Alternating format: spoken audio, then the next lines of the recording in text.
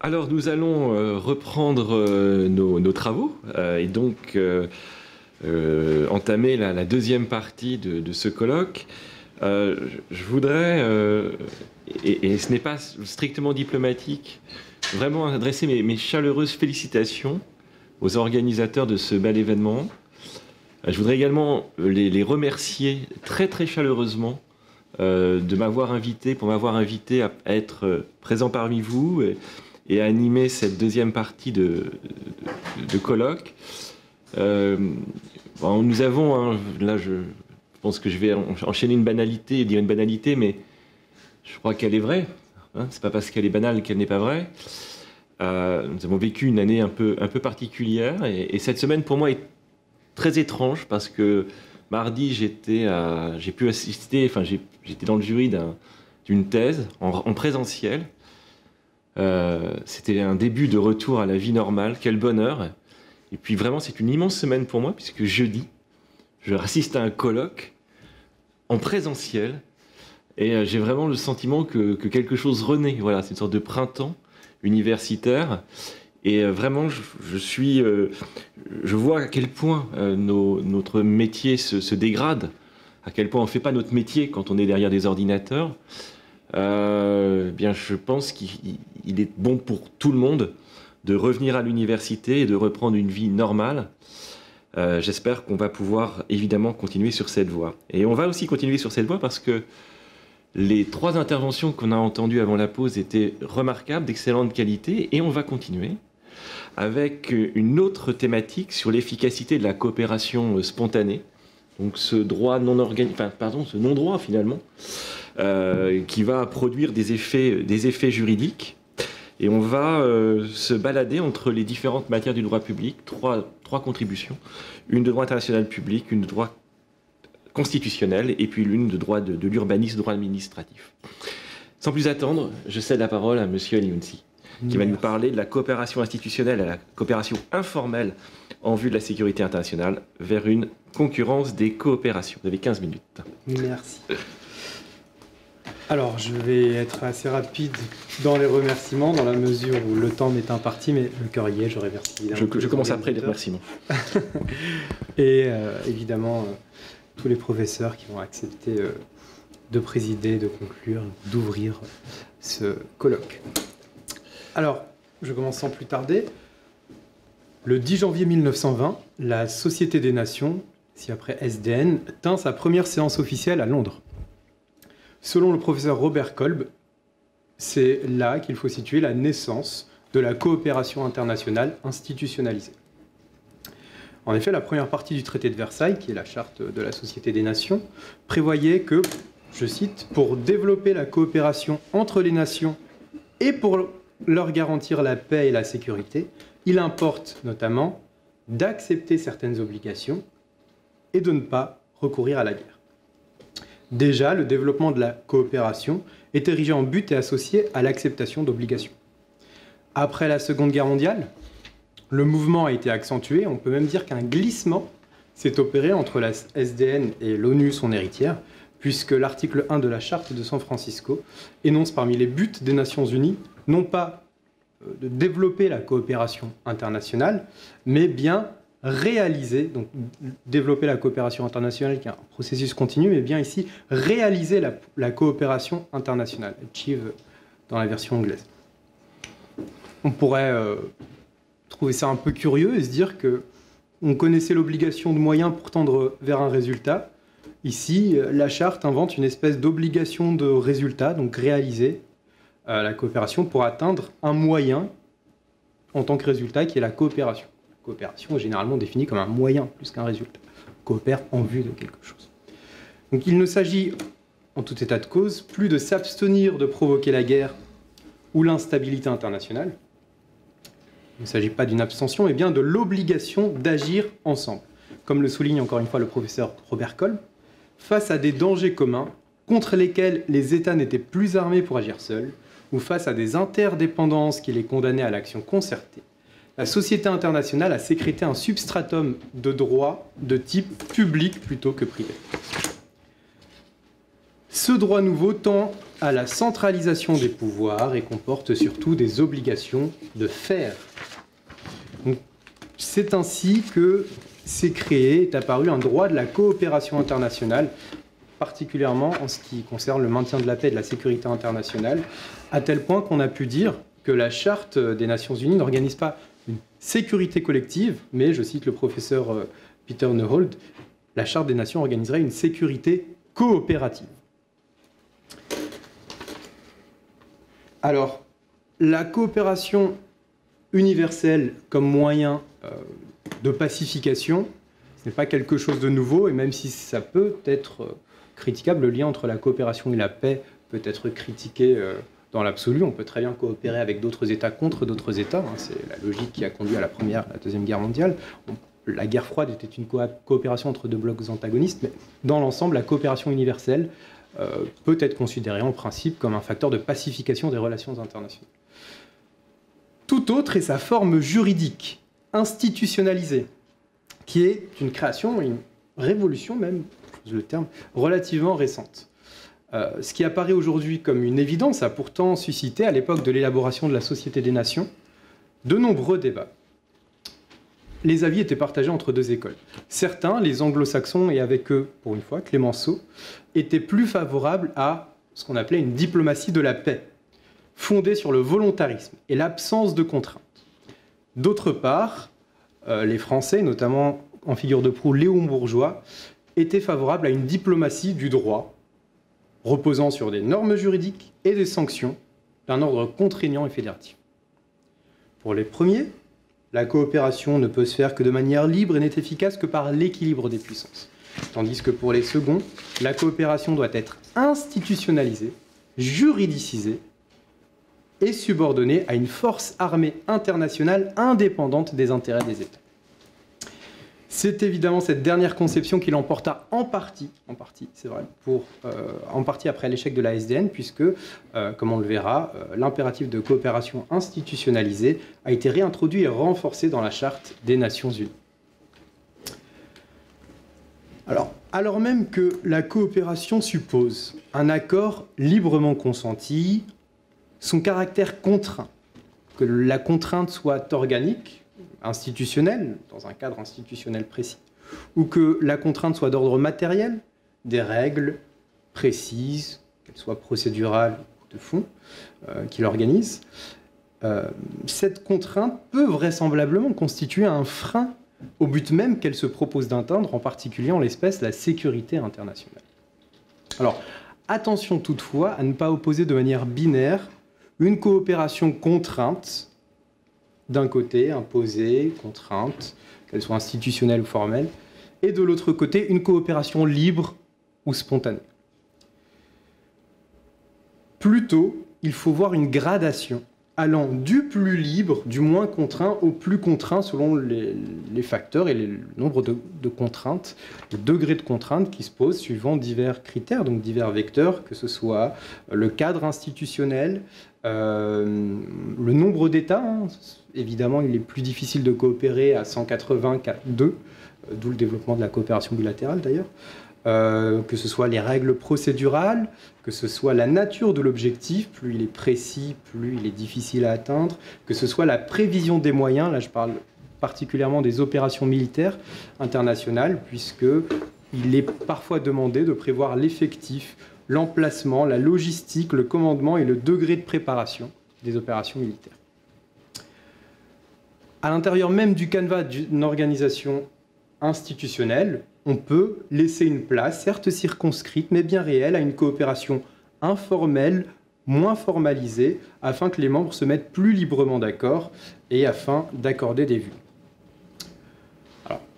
Alors que l'ONU a fêté ses 75 ans et que la SDN a un peu plus d'un siècle cette année, d'autres institutions ont reproduit le modèle de la coopération institutionnalisée qui semble se développer et qui semble désormais faire consensus, notamment l'organisation de Shanghai pour la coopération commerciale. Alors, je ne vais pas citer, de nombreuses organisations fonctionnent désormais sur le principe d'une coopération juridique institutionnalisée, formalisée.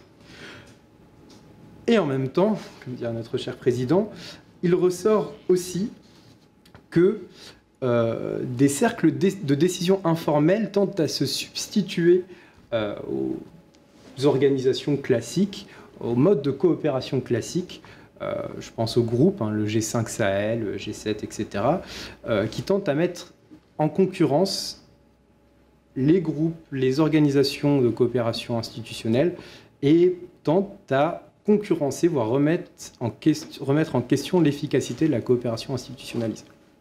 Alors, il apparaît que si la coopération institutionnalisée peut en effet engendrer des blocages et des conflits, qui sont autant de risques pour la sécurité internationale, ces mécanismes retrouvent tout de même leur efficacité dès lors qu'ils sont soumis au service d'une coopération spontanée, mais qui dépasse le simple but de la coopération et les simples moyens juridiques de la contrainte. Ce seront donc les deux temps de mon développement dans le temps qui m'est imparti. Alors, d'abord le caractère polémogène de la coopération institutionnelle. Les blocages et les conflits qu'il engendre, on a pu parler à cet égard du piège du légalisme. La coopération institutionnelle peut premièrement être tout simplement trop rigide et aboutir à un blocage quand le degré de contrainte est trop élevé. Ce blocage peut se faire en amont au niveau de l'accord.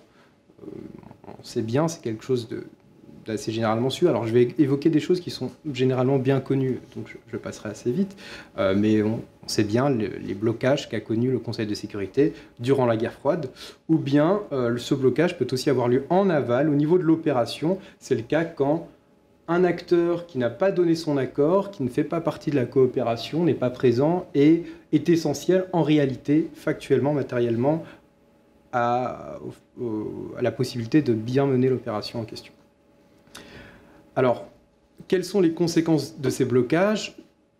Deux conséquences possibles. Soit le blocage laisse le champ libre à un État pour agir unilatéralement, et dans ce cas-là, la contrainte de la coopération va finir par aboutir paradoxalement à de l'unilatéralisme, soit tout simplement, le blocage ne peut pas être résolu, on arrive à un statu quo qui peut être dommageable pour la sécurité internationale. Alors, d'abord, le blocage source d'unilatéralisme.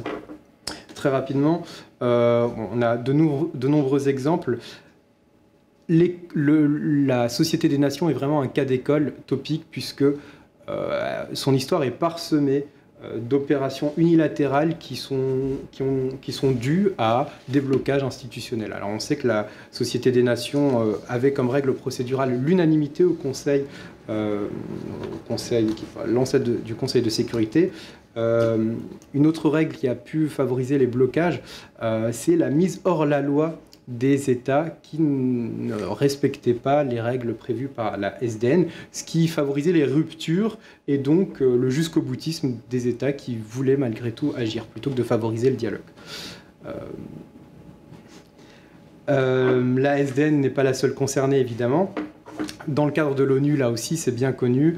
C'est sans obtenir l'aval du Conseil de sécurité que certains États sont intervenus plusieurs fois. Je pense qu'il n'y a même pas besoin de citer d'exemples, tout le monde les a en tête. Alors, depuis, c'était le cas pendant la guerre froide, mais évidemment, ça s'est maintenu par la suite. Et on pense évidemment aux opérations, notamment en Irak, même si par la suite, le Conseil de sécurité est intervenu, mais sur le tard et de manière assez peu convaincante. L'autre blocage, donc, que je mentionnais, c'est le blocage qui favorise l'inaction et qui empêche toute entreprise de résolution de conflit, qui maintient donc un statu quo qui peut être d'autant plus dommageable qu'il se prolonge dans le temps et qu'il menace la paix et la sécurité internationale. Alors, un des mécanismes fondamentaux de l'ONU, qui est totalement oublié aujourd'hui, c'était la création d'une force internationale mise à la disposition de l'ONU par les États et obéissant à un comité des chefs d'état-major, composé des chefs d'état-major des membres du Conseil de sécurité. Eh bien, cette force internationale devait être installée selon des accords spéciaux conclus entre les États et l'ONU. Or, cette force n'a jamais vu le jour. Elle n'a jamais été mise en place, faute de consensus, ce qui a abrogé tout un pan du mécanisme de garantie de la sécurité internationale de l'ONU, puisque certains États, notamment les plus puissants, s'opposaient à ce que leurs forces militaires soient soumises à un commandement étranger. Donc là, on voit qu'un blocage a éliminé un mécanisme fondamental de garantie de la sécurité internationale. Les accords n'ont même pas été signés. Le comité des chefs d'état-major s'est réuni 9 ans sur la base d'un statut d'un règlement intérieur provisoire, et en réalité, il ne s'est plus réuni par la suite. On a essayé de le ressusciter, mais en vain. Alors, là aussi, je ne vais pas insister, le blocage institutionnel s'est également révélé particulièrement handicapant durant la guerre froide, où certaines situations sont dégradées sans qu'aucun acteur puisse intervenir pour résoudre les conflits. Je n'insiste pas là-dessus, c'est encore le cas, hein, le conflit israélo-palestinien en est un exemple, il y en aurait d'autres. Plus intéressant, selon moi, est la coopération institutionnelle dévoyée. Là, c'est le cas où la coopération institutionnelle sert en fait de paravent, ou en tout cas les buts affichés par, buts mis en avant par les règles de la coopération sont en réalité dévoyés pour d'autres buts non affichés. Alors, un exemple, l'article 11, paragraphe 1 de la Charte des Nations Unies laisse aux membres de l'Assemblée générale des Nations Unies la libre appréciation de la manière dont cette Assemblée peut, je cite, « étudier les principes généraux de coopération pour le maintien de la paix, pour la sécurité internationale ». Elle a aussi la libre appréciation de l'opportunité d'utiliser cette faculté et de faire sur ce principe de recommandation. Eh bien, l'Assemblée générale s'est saisie de cette possibilité pour créer une commission intérimaire qui devait siéger entre 2 sessions ordinaires de l'Assemblée générale, donc siéger de manière assez extensive, et qui était chargée de commissions d'enquête, de faire des rapports, de procéder à des études et à des questions, de procéder à des études de questions ou différences spécifiques, alors même que généralement, que la charte donne plutôt ses compétences au Conseil de sécurité. En fait, les attributions très, très larges par ces attributions très larges, on a tenté de court-circuiter l'Assemblée, le Conseil de sécurité. Autre coopération formelle accompagnée d'une coopération informelle, tout simplement une coopération dans le cadre institutionnel qui, cette fois, est utilisée à des fins occultées. Alors là, je vais citer un mail qui fait partie des non pas des Wikileaks, je crois que le nom est différent, mais les mails qui ont leaké de la boîte mail d'Hillary Clinton. Et c'est un mail qui a été envoyé par les renseignements américains et qui fait part à la secrétaire d'État Clinton de ce que l'opération en Libye, qui a donc reçu l'aval du Conseil de sécurité, aurait été menée, bon, je tape un peu sur une ambulance, par Sarkozy pour des motifs autres que ceux avancés, notamment pour contrer, ce sont les renseignements américains qui le disent, pour contrer l'influence de la monnaie que visait à créer Kadhafi. Et là, on peut estimer que le but affiché n'est pas le but réel et que cela permettait, avantageait, et en tout cas, que cela, oui, avantageait aussi, arrangeait les États-Unis. D'où une coopération informelle derrière la coopération. Alors, je suis très en retard, je vais aller très vite sur le mode la confluence des modes de coopération. C'est beaucoup plus simple et beaucoup plus rapide. La coopération informelle peut pallier les insuffisances de la coopération formelle. Ça a été manifesté clairement lorsque des résolutions de l'Assemblée générale des Nations Unies ont permis de mettre en place de faire avancer le droit international à travers le droit coutumier, par exemple la définition de l'agression, la résolution 3314, les relations amicales entre États, la résolution 2625, tout ça est très connu, je n'y reviens pas. De même, les opérations de maintien de la paix qui sont mises en place en parallèle des organisations du cadre institutionnel. C'est l'Assemblée générale qui spontanément a permis de créer des opérations de maintien de la paix. Et enfin, toutes les opérations prises en charge par des organisations internationales ou régionales au service du Conseil de sécurité. Bon, tout ça est très connu, donc je suis très en retard, ça m'arrange, et je n'ai pas besoin d'y revenir. Mais voilà, on voit bien que la coopération informelle et spontanée peut être au service de la coopération institutionnelle peut être au service d'une coopération informelle. Il y a aussi le fait il y a toutes les occasions, et ce sera mon avant-dernière phrase, toutes les occasions où la coopération informelle tente à contredire presque, ou en tout cas est à la limite de la contradiction et de l'illégalité avec les termes de la charte des Nations Unies. Alors,